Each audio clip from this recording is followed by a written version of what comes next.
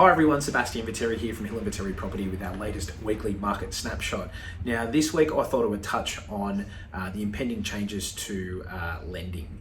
Now there's been some media lately pointing out the changes to responsible lending and how that will potentially throw fuel on the already existing fire that's in the property market. This is because the Senate's Economic Legislation Committee has backed the repeal of lending obligations recently.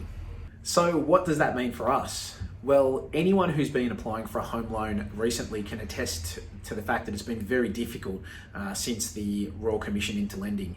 The level of scrutiny has been onerous. So the aim of these changes is not to allow buyers to necessarily borrow more money per se, it's to remove some of the red tape and allow borrowers to access funding more easily or in a more timely manner.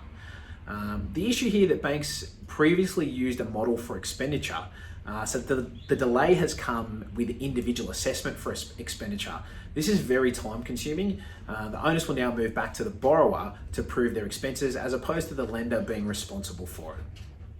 Now, in my view, what this will do is it will speed up applications rather than allowing borrowers to borrow more. Other policies that banks have are still in place. For example, an 80% loan to value ratio still exists. Income to borrowing, with banks typically not allowing borrowers to use more than 25% of their income towards servicing. So these things will still remain and keep the level of borrowing under control. I'll note this is more to do with owner-occupiers than it is to do with investors because they're assessed differently also. I hope this helps and I look forward to seeing you next week. Thanks for watching our weekly market snapshot. Cheers.